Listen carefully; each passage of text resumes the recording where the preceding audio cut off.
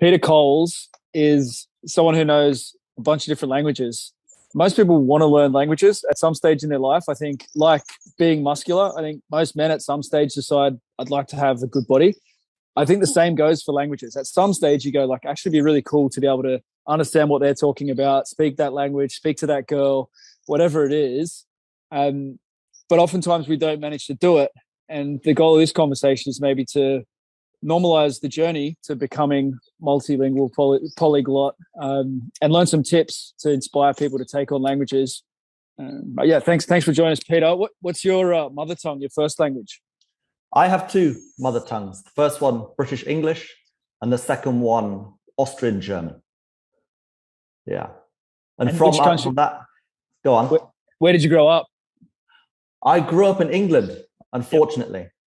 And at the age of 17, I decided I'm out of here. I'm now 30. So the last 13 years, I've been moving around Europe, not just Europe, but around Europe, and just living in different countries, doing a few different jobs and picking up the languages, dealing with different people. And it's just spurred my passion more and more. So you grew up with two. When did the third one come in? Just high school? No, I was 8. Okay. Before that, I'd learned some French, but at the age of 8, I decided to learn Dutch, and I learned it in 3 weeks. And wow. I said, right, let's do another one and another one. And ever since then, I've been adding about one language every year. Wow, that's young to make that decision. What spurred you into Dutch at 8? Well, I traveled to Holland just for one day with my father. And because I could speak English and German, I found it very easy. I could understand everything. And I just said, let's go. Let's just buy a book. I've got nothing better to do. I'm 8 years old. And I just started reading. And I picked it up really quickly. And it excited me. Yeah. What do you think it was about it that excited you? That it's very instinctive at that age, I guess. Yeah, I think that partially comes from the fact I'm the son of a pilot and an air hostess. Mm-hmm. So traveling around a lot and having a lot of different languages around me made me really interested in that. Yeah. And I've always wanted to travel. Very cool. Well, what was next after Dutch? French and Italian came next, which I'd learned by about the age of 11 or 12. Yeah. When I say I've learned a language, it means I can communicate in it. I can say what I need to say. I can't talk about economics or politics necessarily, but if you drop me in that country, I could survive without English. Yeah. It's like a spectrum, isn't it? When you say learning a language, there's beginner, there's fluent, there's super high level, native, where you can't be detected that you're a foreigner. What do you where do you like sitting on that spectrum? Like, it's kind of it's a decision at some point, isn't it, of diminishing returns of how much further do I want to go with this? Yeah, what I enjoy is that intermediate plateau, that point where I know I would have to study for many more years to become absolutely fluent. And I will continue learning, but at that point, I just move on to another one and say, let's get as intermediate as I can in as many languages as possible so I can travel as much and just talk to people. That's where I like to sit in general. Yeah. So what are the intermediate skills? What are the things that you get to be able to do when you get to intermediate? Intermediate is that you could read a newspaper, you could watch the television and understand something, you could ask anybody in public basically any question you want, and if somebody spoke to you in a normal setting, you'd understand the majority of what they said. Yeah. But you don't necessarily know all the grammar, all the specialized language in different niches, etc. And I'm very happy to make mistakes. Most people, and this is one of the points I want to make, when people learn languages, they are terrified of mistakes. And I actually love mistakes because I go, right, I've learned something new. And you'll be surprised how few people laugh at you for those mistakes. Yeah. Did you get over that at some stage with people laughing at you when you mess something up, when you say the wrong word? Or do you still kind of feel sensitive to it? I think I've never felt sensitive. I've had a lot of self-confidence, and I've never had that fear. And I've seen that fear in a lot of the people I've worked with, a lot of my students in the past. And that's one of the main things I've tried to get out of them, not having that fear at all, which I'm very lucky not to have. How do you teach someone not to be fearful of it? Well, in the past, I've worked as a language teacher myself. Now I've farmed that off to my language school. But when I was teaching myself, the thing that got rid of their fear was just knowing me and always speaking to me. Because they know me. They get less and less scared with time. And they realize suddenly they can talk. And at the point they realize they can talk and not be scared of me, I'll tell them, look, you're not scared of me, so why would you be scared of anybody else? And they go, oh, yeah. And at that point, they're like, okay, I will talk to people. I'm not scared anymore. Yeah. It's a massively empowering thing, isn't it? Like, absolutely. What do you like what do you think is about the personal journey? Like, that's probably what I'm most excited about with encouraging other people. Why I want to speak to you and kind of share this conversation with more people is there's something powerful in the personal development that you get from language that's different to the personal development you get from training hard or from business or from, personal development stuff. Like, what do you think it is? That is a very good question. I feel like the empowerment comes from it is very similar, just a different type of empowerment. Yeah. So if you go to the gym and you train well, you feel more confident physically.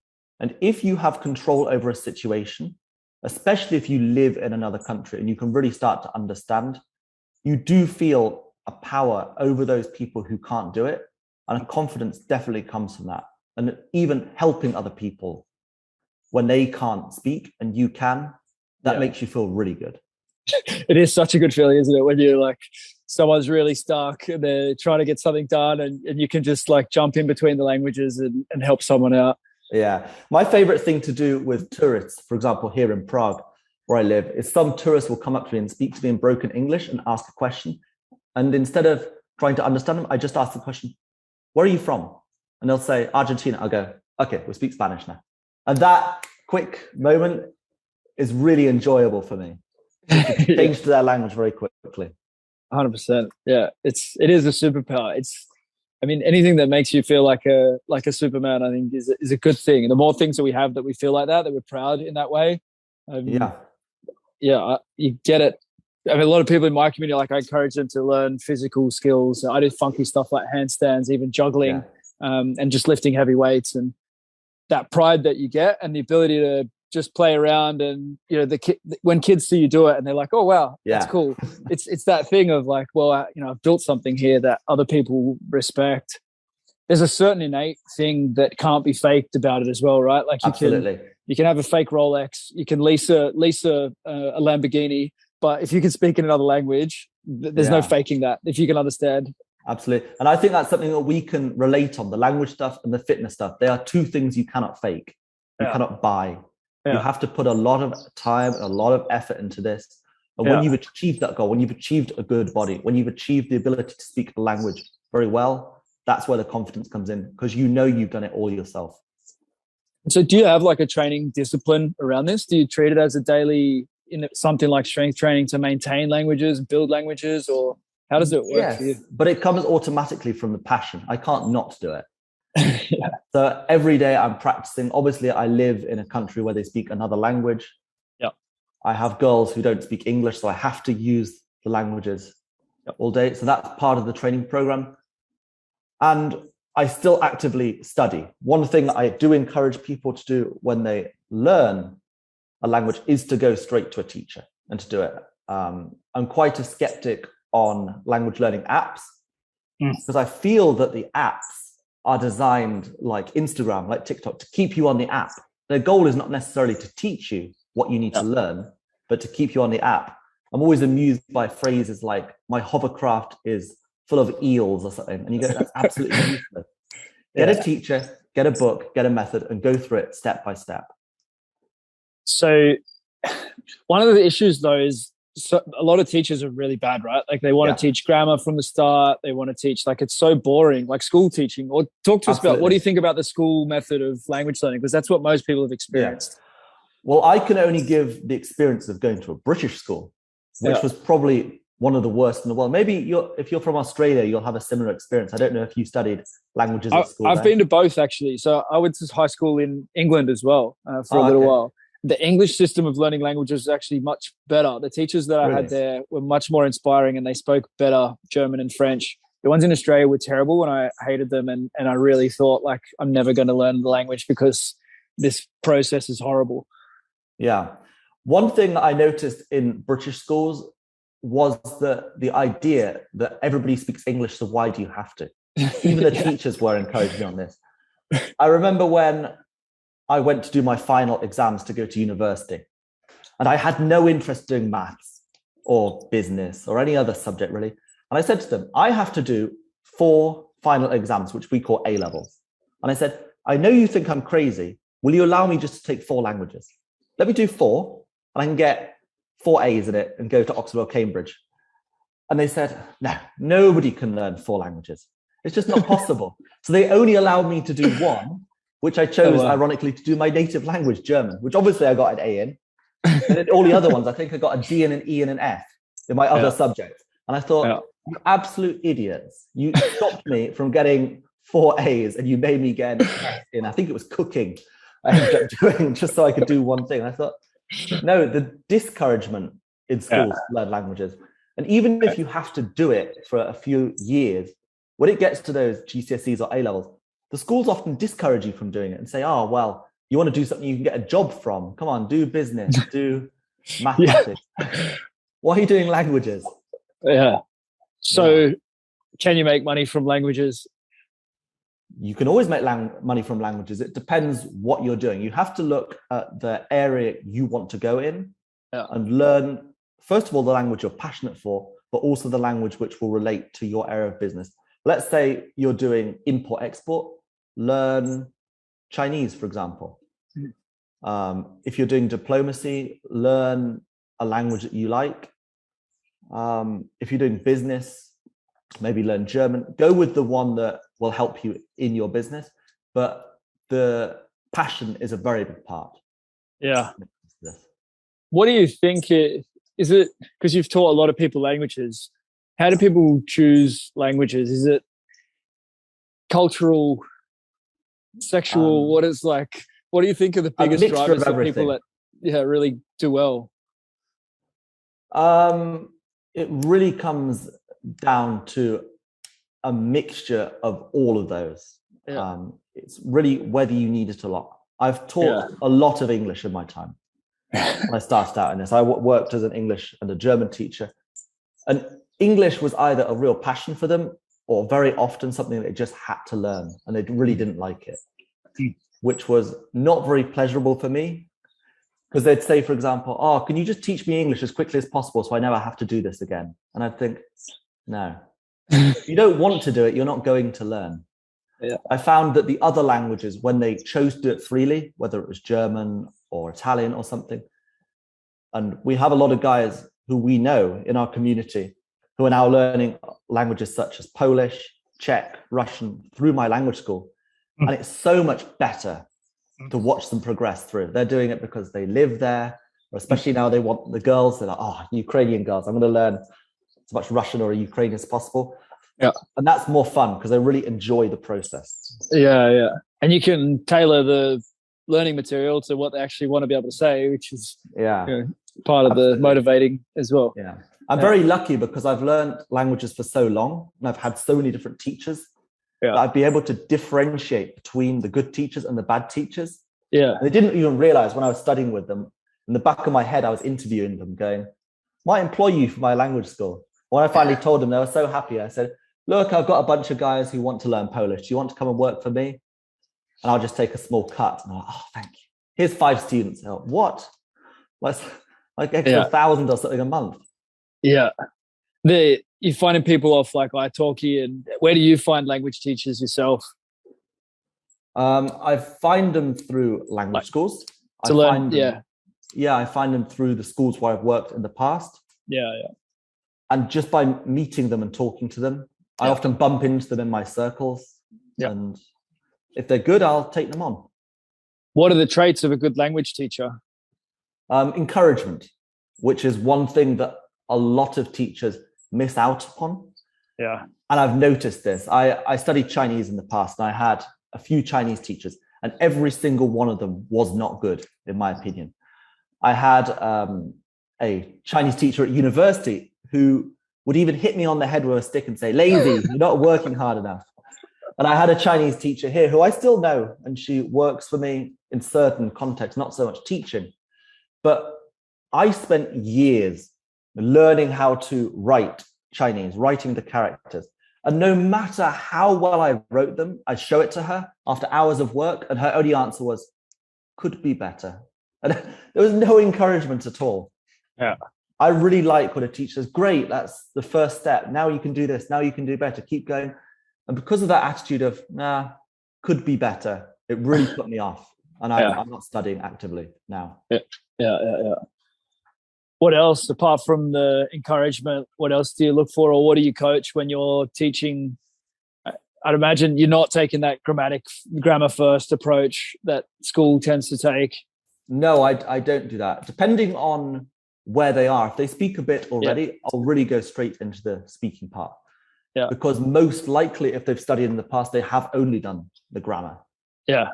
They've never actually used it. So I force them to be confident with what they know before I add other things into it. Obviously, I do use grammar and I do use those exercises because they are a really big part of the study, but it shouldn't be everything.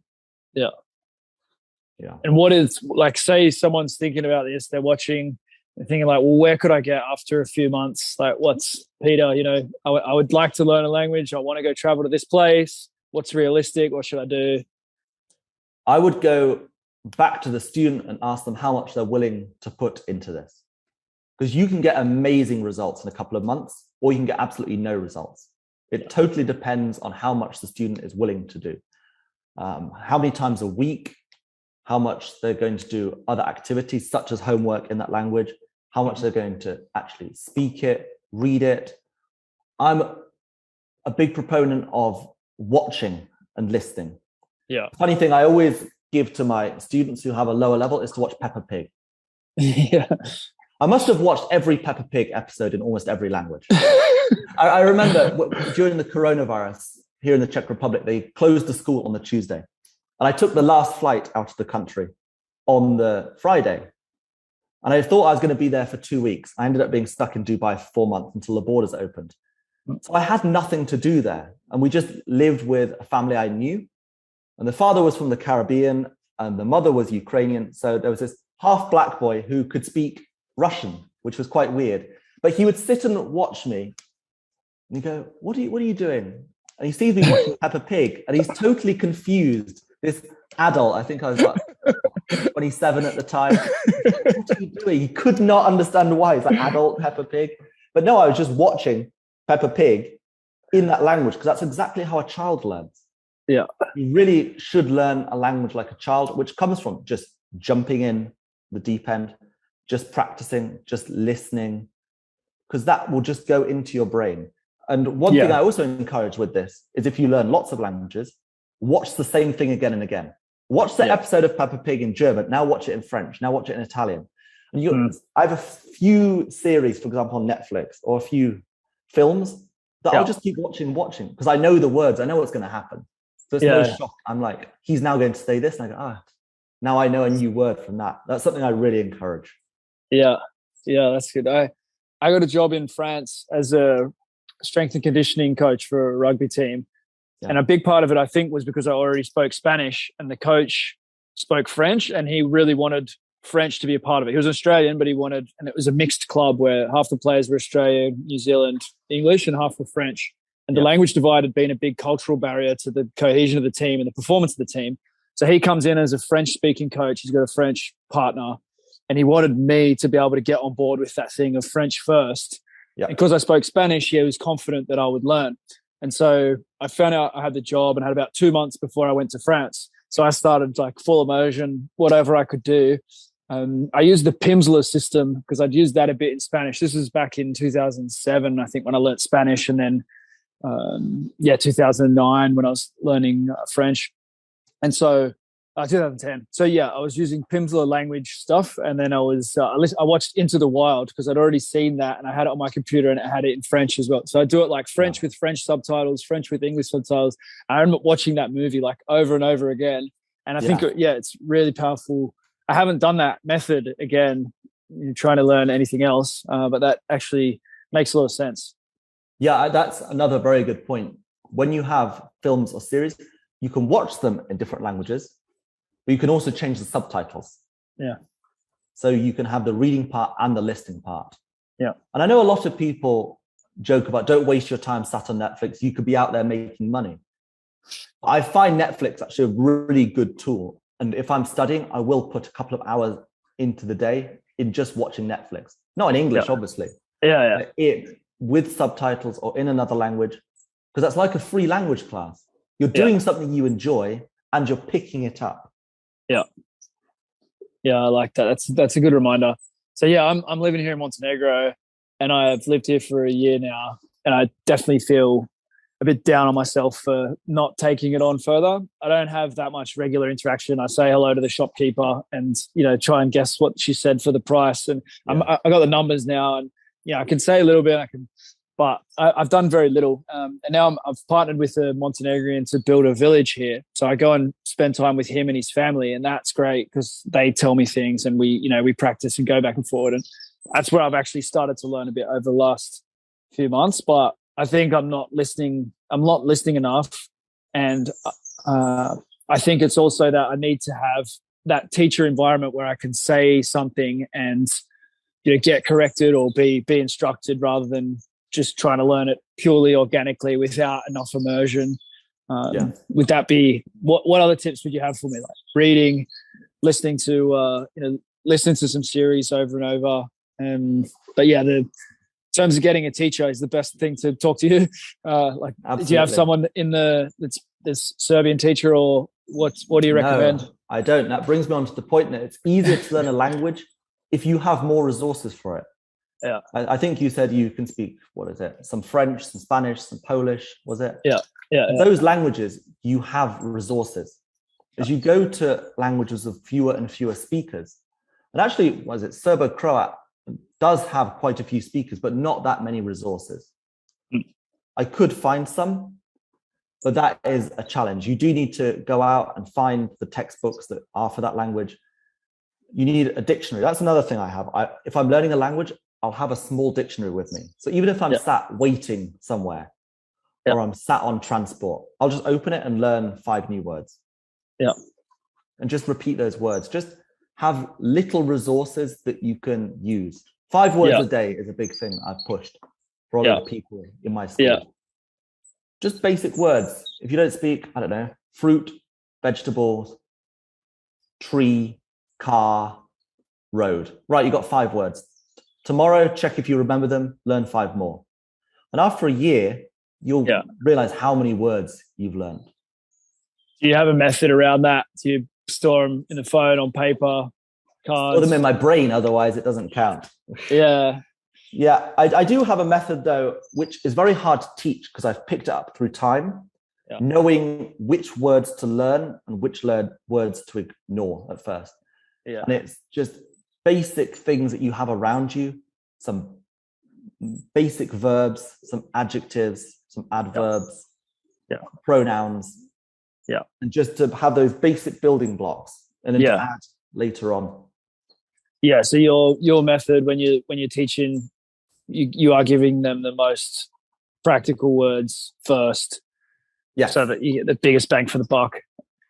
Absolutely. And you're working on putting them into phrases fairly early on, or are you like, I guess you're getting those foundational phrases that you can add fruit or vegetable or I want or where are the, that kind of stuff. Yes, absolutely. We're trying to get them just using those phrases and talking as much as possible. Absolutely. Yeah. Yeah. So the a couple of things that we had there was like freedom. How can learning a language impact your level of freedom? Do you have any stories or what would you say to someone? Learning a language impact your freedom? I can give an example. When I moved to China for a few weeks, I couldn't speak at all, and I was trapped like a child. And I stayed there for about a month, just living with a family who could only speak Chinese. Yeah. And after that 1 month there, I did have absolute freedom to move around in a way that the average Western person could not do. Oh. Yeah, well, when was that? Oh, that was 5 years ago now, like 2017. Yeah. How did that feel to be moving around China and getting things done?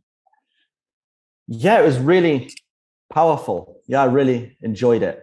Unlike languages, let's say German or French or Italian, where if you speak that language, you look just like one of them. If you're white and you go to China, you speak their language, that looks... You're never blending in.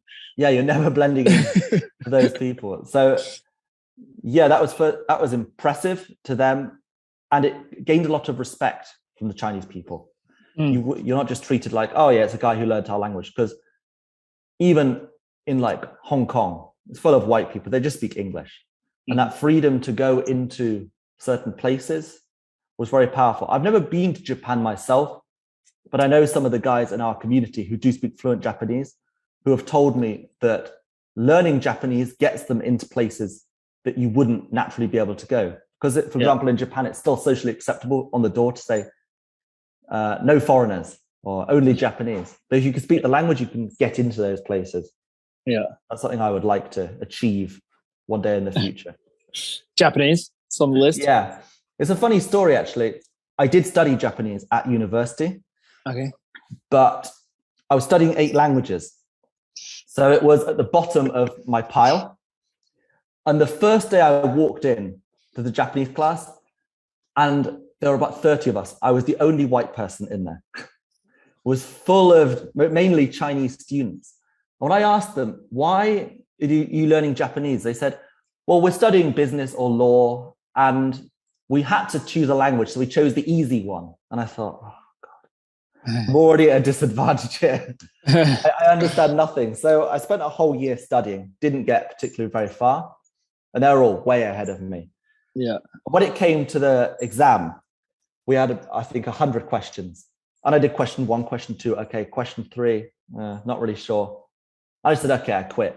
I went up to the teacher. I said, arigatou gozaimasu, sayonara. I gave him the exam, and every Chinese person in the class was going, he didn't say anything all year, and he did his exam in 5 minutes. And I was like, yeah, easy, bye, I'm out. No, failed. 3 out, I think it was 2 out of 100 I got. But it was still funny just to say, F you guys, I'm out. Never did it again. That was like 10 years ago now. But yeah. So that's on the list to circle back to. And that brings us back to the point of incentive. I had no incentive to learn. I'd never been to Japan, didn't really have Japanese people around me. So it's very hard to get into the culture and the language. If I were to do it again, I'd have to get into that community or be in that country, and it would really help. Yeah. So the next F there is fun. You kind of touched on it in terms of maybe being able to get into certain bars or restaurants or clubs because of the language skills. But I think it's a big motivator for a lot of young men, as you've touched on already with your language school. Yeah. If you can speak with people, people you want to have relationships with, then that's a big skill. Like, how does it? Talk a bit about your how it works with your students or for yourself, like in terms of language skills and having more fun in life. One of the things I find most fun about it is when you don't tell somebody you can speak that language and you just sit there and you pretend you can't understand, and they can say anything about you. Yeah. And then 5 minutes later, you speak in their language, say thank you, bye. And the shock on their face after you've understood every single word is great. I really enjoy that part. There's a part of it like speaking the language. There's also the part understanding it and hiding it. Is there any example that jumps out at you with that you remember? I've just had lots of examples, just many examples when I've been sat in a restaurant with people, or just like you go skiing and you sit in that chairlift with a few people who are talking about you, and then you just say goodbye in their language. If it's like Romanian or something, you say goodbye. Do it all the time. Yeah. Unfortunately, with the people around me, they know that I can speak every language, so they're like, okay, we won't speak behind his back. He'll probably understand. What do you think about with meeting girls? Like, there's a certain level of incompetency that's probably good, but then there's a level of, what level is it important, valuable? Yeah, if I have a girl who speaks that language, I try to speak it as well as possible. I don't want them to have any advantage over me. So I think almost all of my girls are Russian or Ukrainian speaking. Yeah. Besides one girl, I just speak in Russian to them. So I have to be very confident because it's the language I'm having all day. If I misunderstand something, they've got so used to me speaking Russian that if I don't understand, they're so confused and go, how dare you not understand? They'll say a word and I'll say, what does it mean? And they'll just repeat the word. I'm thinking, that doesn't explain to me what it means. I'll just repeat it like 4 times. That's not how you teach somebody a word. Yeah. Yeah. Yeah. So for business, it's like essential for you. Yeah. In my 2 main businesses, languages are the fundamental part in getting further. Yeah. And so, yeah, if someone's thinking about the money side of things, purely from the money side of things, what are some, are there any good stories or examples that jump out at you around financial opportunity? When did you decide this was going to be a business for you? That's probably the better question. Well, I worked in a language school from about the time I was 20. Yeah. But of course, I'm working for somebody else. So I'm giving the majority of my money away to them. And I thought being an English teacher or a language teacher was going to be a short-term thing. And it just kept going and going and going. And I had no incentive to change it. Mm-hmm. So the only way I could make more money was by doing it myself and taking all the money for myself. So I did that. I got more. And as I learned more and more languages and met more and more teachers, it just clicked. And I said to myself, why don't I just employ them, give them a cut, take a cut? And it's like a passive income almost. It's what I call sky money.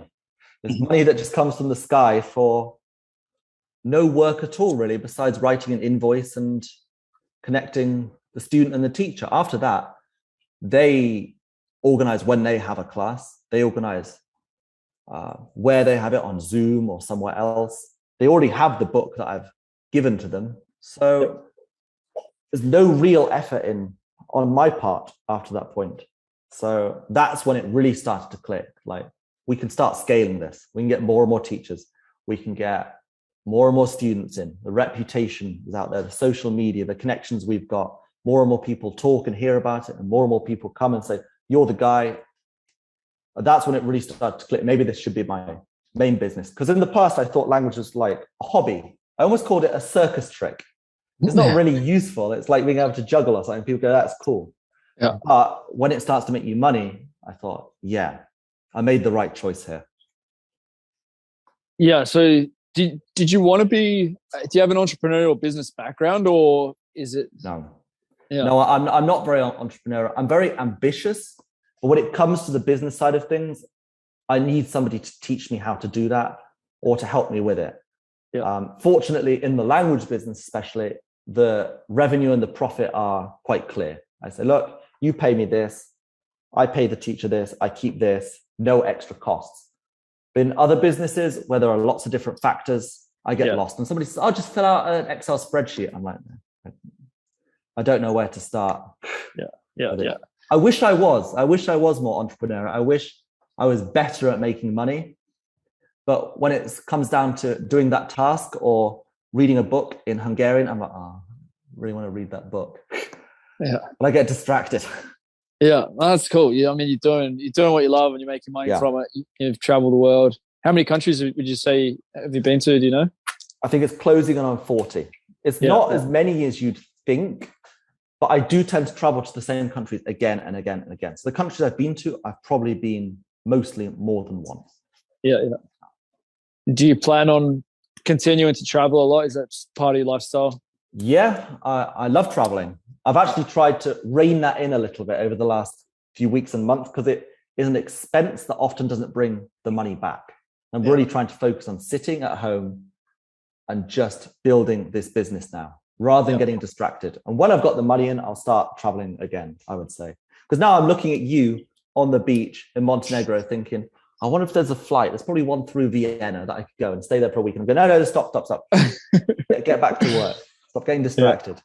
Yeah, it's definitely it would be very tempting, especially even more tempting when you can speak the language when you get to the other side and you already know people there. Absolutely. Yeah. I've been really tempted to have that lifestyle where you stay in an Airbnb and live in a different country every month. Yeah. But for many different factors, I just settle down in one place for a couple of years at least. I mean, I've got my apartment here. I've got all my stuff. I can't just live out of a backpack. Yeah. And I'm waiting for my citizenship here now. I'm going through the process to become a Czech citizen after 5 years here. Yeah. So I can't just leave and go somewhere else because I've got that goal. Yeah. I've got everything set up here. I've got connections. I know people. So if I just moved to Uzbekistan now and just said, right, I live here, I'd have to start from the beginning again. Yeah. I think the path for me would be have this base, get a second base, a third base, and then stay in those places where I've got the connection and the power, and then maybe travel for a few days or a week somewhere else. Yeah, I've got friends that come and visit me here. There's a couple that are doing the digital nomad thing, traveling the world, and I'm somewhat envious, but there is something to be said for being a bit more stable as well. I've only been here a year. I lived in Sark next to Guernsey for a year before that. And, why? We might move again soon. Well, it was during COVID, and I've got a young family, and we didn't know what was going to happen with the world. We had to get out of Australia, and it seemed like a good idea at the time. It was all right. All right. I can't say that being in Dubai was any better during COVID because you think it's going to be the greatest place ever. It was March. Oh, it's 30 degrees there. I can sit by the pool. After a couple of days, no, pool's closed. Okay, what else? Malls restricted. Now it's 35. Now it's 40. Now it's 45 degrees. And I'm thinking, I'm just sat here paying 3 times as much money to sit in this apartment. Yeah. Nowhere's that fun when you can't live your normal life. But I think, the more languages you learn, the more people you know around the world, the better your business is, then more options we have. Absolutely. If you don't speak any languages at all, just learn one, choose a place you want to move to and move there, whether it's Thailand or Poland or Mexico. Learn that language and go there. About Spanish, it's a really frustrating thing. I get so many requests for people to learn Spanish in my language school. And I wish I could offer it because I could probably get 20 guys and make some real profit there. But I just don't do it because I don't know a teacher who is at the standard that I would expect to teach. They say, I can speak Spanish. I could teach somebody. No, you couldn't. It's not as easy as it looks. I really wish I could find a Spanish teacher. If anyone's listening and they are a Spanish teacher, reach out to me because there's some real money to be made, especially with all the Americans who are just trying to escape and go to Latin America. Yeah. Real business there. Do you only employ attractive women, or is it doesn't matter? I think all my teachers are women, not necessarily attractive. My Czech teacher, I hope she's not listening, is about 80. Like this old communist lady who's very, very strict, but she's very, very good at what she does. She probably wouldn't be offended by that then if she didn't get put in the attractive bucket if she's 80. No. We'd probably pass that. I would prefer to employ attractive women, basically because students would be more encouraged to learn. They say, I have a few more class of her. There's something inherently motivating. I think that is one of the most effective ways for men to learn language is to find a girlfriend. But if you got a bit of assistance, a bit of you're like the secret weapon on the side, aren't you? That's surprise and take it to the next level. This is what I tell the guys who are learning like Russian and Polish. You enjoy it with your teacher. Wait until you have some girls you can talk to, and then you'll really want to practice. Especially if they can't speak English, you'll really enjoy talking to them. And then that motivation will come in even more. No, it's definitely a buzz like that. Okay, I turned up to Latin America. I was 23. I tried to teach myself as much as I could before I got there, but I didn't really know what I was doing. And I understood some words. I thought I knew something, but really, once people started speaking in Mexico, I was like, no chance. But then I stayed in an orphanage for 2.5 months in Guatemala, and there were Spanish people there, and then all the children only spoke in Spanish. So by the time I left the orphanage, I was okay. And obviously, that's a lot less impressive than your 1 month with a Chinese family. But I could, once I'd left there, I was like hitchhiking and stuff at that stage, and talking to the truck drivers, and then meeting random people, and it's exhilarating to be able to get someone's life story or build a relationship quickly. It's something that everyone should experience, I think. That's a very good point. Learning more languages means that you can meet and get to know more and more people. Your world opens up. Anyone who just speaks English and goes to Mexico might meet some expats. If you could speak Spanish, You'll suddenly make some friends here. You'll meet their friends. You'll meet other people, maybe even their family. Then you just get this big group of people around you, and people you might know for the rest of your life. A lot of times people are quite proud as well if they have a foreign friend that speaks the language. Like they actually almost want to introduce you to their friends. And you get that quite a lot in Latin America, where they really come and meet this person, come meet that person. We have to go out with them. I've had that quite a lot of times. I mean, when I was in China, it was Chinese New Year, and all the families wanted to go to this family because the white guy was there. They're all coming over, giving me gifts and sitting and wanting to talk to me. It's like, yeah, we'll all go to that house. It's so cool. And even in Russia, I was just walking through a street in a small town somewhere, and a woman walks up to me and says, wow, I heard you speak English. I'm an English teacher in a school in Volgograd. Is it possible if I can take a picture with you and do a little video and I can show it to my students? And if you would like to come to this city, you can come and meet my students, come to the school. I don't have time, I'm sorry. But the amount of people who will want to talk to you, especially if you can speak a bit of their language and get to know them, is incredible. Yeah.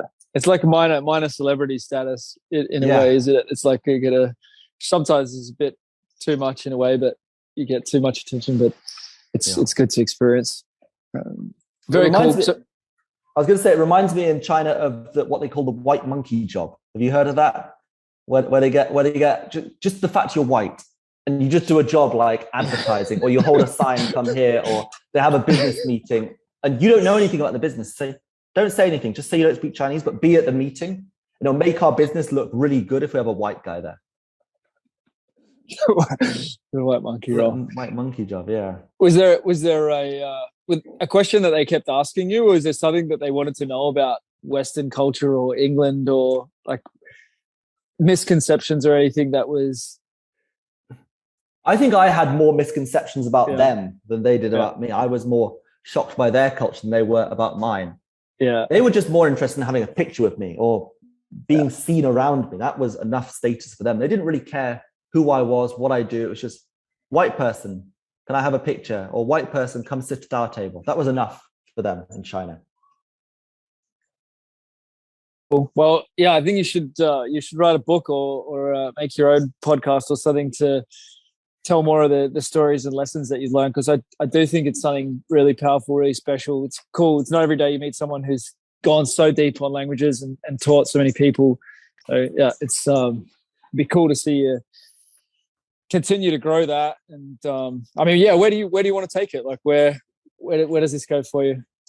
In terms of the language stuff, I've written a couple of ebooks. I have one free ebook which I give away on Twitter, which is just a basic guide to how to learn a language. It's got to be 10 or 12 basic things that you can do. And I've also written a guide which I sell on Twitter, which is how to learn every language. And I've put every single language that I have some experience with, and then the resources to learn it. The book you need to buy, the things you need to watch, how to watch television, maybe some famous films in that country. And you can just go through the guide, whatever language you want, and you just pick the information.